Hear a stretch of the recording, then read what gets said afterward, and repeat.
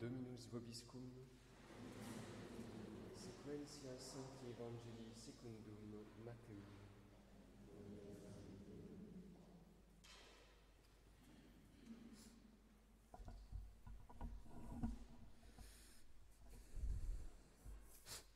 En ce temps-là, on présenta des petits enfants à Jésus pour qu'il leur impose les mains et qu'il prie.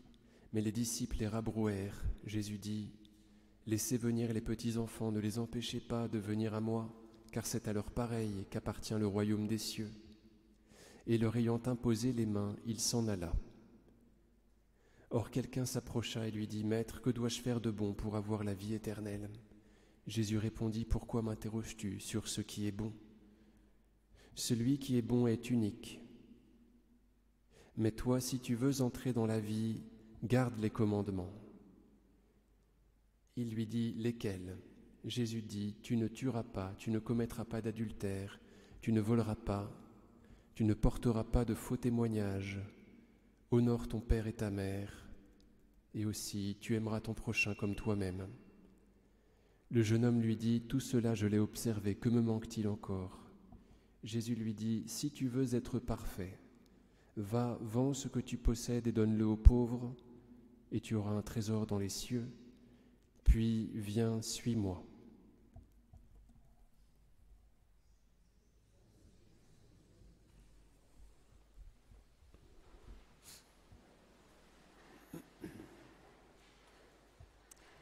Au nom du Père et du Fils et du Saint-Esprit, ainsi soit-il. Alors nous fêtons Saint Jérôme Émilien, mercenaire vénitien, très violent il paraît, quand il était jeune, avant qu'il ne se convertisse, auquel fut octroyé par Dieu le loisir de réfléchir un peu quand il fut enfermé par les Germains. Tout le malheur de l'homme, dit Pascal, procède du fait qu'il est incapable de rester tranquille dans sa chambre, tout seul. Bon, je ne dis pas la phrase exactement, pardon, vous devez la connaître par cœur. Mais c'est comme cela que Saint Jérôme se convertit, c'est quand il est enfermé et qu'il a le loisir de réfléchir un peu sur sa pauvre vie.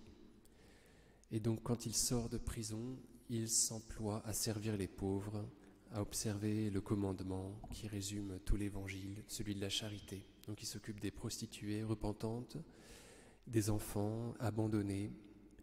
Il déploie une activité extraordinaire. Et il dit cela, que Dieu ne peut rien faire en une âme qui ne met pas en lui toute son espérance. Autrement dit, vous voyez, il dit qu'il ne pourrait rien faire s'il n'attendait pas tout de Dieu, que toute cette activité qu'il est capable de déployer, c'est parce qu'il commence par s'abandonner radicalement en tant qu'enfant, en tant que petit enfant à Dieu. Donc vous voyez, on a toujours la clé de ces activités débordantes.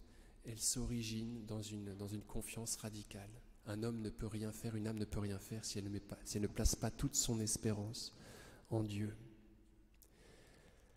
Donc c'est pour cela que nous avons cet évangile-là sur les enfants, parce qu'il s'est occupé des enfants abandonnés.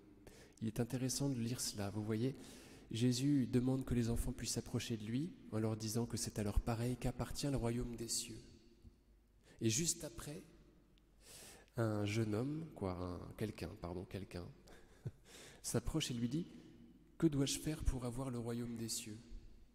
Alors que Jésus vient de dire : le royaume des cieux appartient à ceux qui ressemblent aux petits-enfants. Donc on comprend que Jésus va on imagine que Jésus va lui demander de bien vouloir être un enfant, vous voyez, pour pouvoir, parce qu'il vient de dire cela. Et pourtant il lui demande de bien vouloir observer les commandements. Parce que l'esprit d'enfance et observation des commandements vont de pair. Comme nous avons dit, Jérôme Émilien dit qu'il est capable de tant de charité, que s'il est capable de tant de charité, c'est parce qu'il place toute son espérance en Dieu. Vous voyez, les deux vont ensemble. Et puis voilà, donc cet évangile qu'on connaît bien, le Seigneur demande à cet homme-là de bien vouloir observer les commandements, et puis le jeune homme lui demande quel commandement. Et alors le Seigneur lui répond en énonçant les commandements qui concernent l'amour du prochain et non pas l'amour de Dieu. Vous savez qu'ils sont au nombre de 3 qui inaugurent la liste des 10 commandements.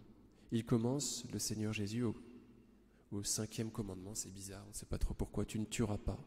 Et puis ensuite, il est à peu près bon. Il termine par le 4e commandement, honore ton père et ta mère. Donc il met tout un peu dans le désordre. Bon, je ne sais pas quoi dire là-dessus. Et aussi, tu aimeras ton prochain comme toi-même. Donc il ajoute quelque chose à la liste des 10 commandements. Bref. Le jeune homme lui dit, « Tout cela, je l'ai observé, que me manque-t-il encore ?» Jésus lui dit, « Si tu veux être parfait. » Voilà. Alors, on pourrait se demander, est-ce que c'est une vocation particulière que Jésus lui propose à ce moment-là ?